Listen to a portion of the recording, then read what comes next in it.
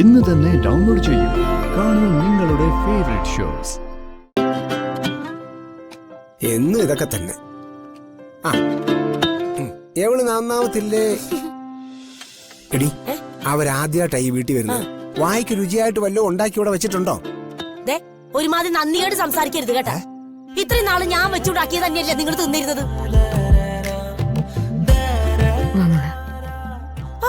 അതിനൊരു കുഴപ്പമില്ലായിരുന്നല്ലോ. കുഴപ്പമുണ്ടായിരുന്നേ തന്നെ നീ ഇവിടെ എന്നെ വാ തുറക്കാൻ സമ്മതിച്ചിട്ടുണ്ടോ? മനുഷ്യ, എന്റെ വായിലിരിക്കുന്നത് വല്ലതും കേൾക്കും നിങ്ങള്. മതി, നിർത്ത്.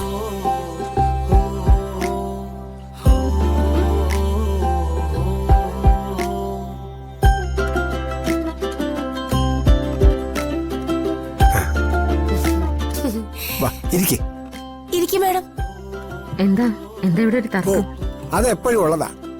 ഞങ്ങളുടെ കല്യാണം കഴിഞ്ഞ അന്ന് രാത്രി ഇവൾ എന്നോട് തർക്കിക്കാൻ തുടങ്ങിയതാ. പിന്നെ പിള്ളേരായി, പിള്ളേരുടെ കല്യാണ പ്രായമായി. എവിടെ തർക്കം തീർന്നിട്ടില്ല, ഇപ്പോഴും തർക്കിച്ചോണ്ടേ ഇരിക്കുക. പറയുന്ന കേട്ടാ തോന്നുന്നു ഇങ്ങനെ ഒന്നും പറയുന്നില്ലെന്ന്. എന്റെ ഫിദ മേഡം, നിങ്ങൾ കേൾക്കണം. മേഡം ഇപ്പൊ കഴിക്കാൻ വന്നതാ. ഭക്ഷണം കഴിക്കട്ടെ. ഇരിക്കും മോളെ, നീ അങ്ങോട്ട് വിളമ്പി കൊടുത്തേ. ഇരിക്കും മോളെ. അയ്യോ, ഇരിക്കും മോളെ, ഇരിക്ക.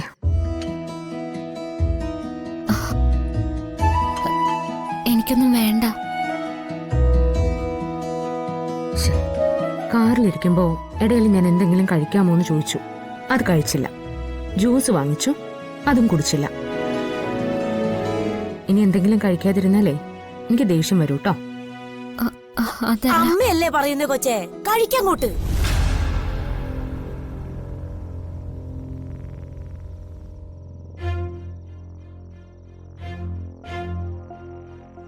അല്ല, അമ്മയെ പോലെയല്ലേ എപ്പോഴും ഫിദ മേഡം പറയുന്നത്. അതാ ഞാൻ പറഞ്ഞത്.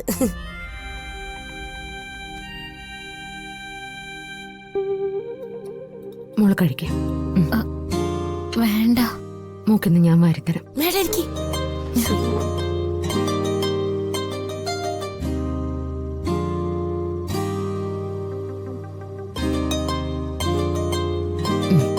കഴിക്കും മോളെ.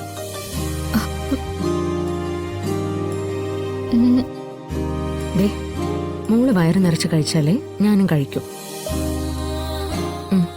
കഴിച്ചേ.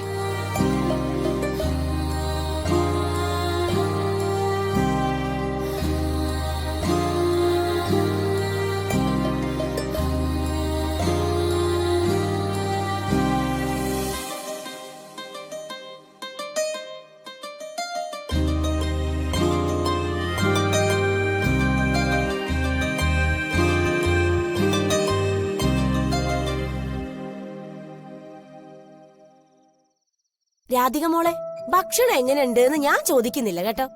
അഹങ്കാരാന്ന് കരുതണ്ട. ഞാൻ എന്തുണ്ടാക്കിയാലും അതിനൊരു പ്രത്യേക സ്വാദാണ്. എന്റെ പൊന്നു മോളെ, അങ്ങ് സമ്മതിച്ചു കൊടുത്തേരെ, അല്ലെങ്കിൽ സ്വൈരം തരത്തില്ല. ജയന്തി, നീ ഇങ്ങ് വന്നേ. അവരവിടുന്ന് കഴിക്കട്ടെ. നീ വന്നേ, വാ വന്നേ. അല്ലെങ്കിൽ മാന്യന്മാരായിട്ട് ഇങ്ങനെ ഇടപെടുന്നത് പുള്ളിക്ക് ഇഷ്ടമല്ല. കഴിക്കാൻ സമ്മതിക്കത്തില്ല. വന്നോളാം.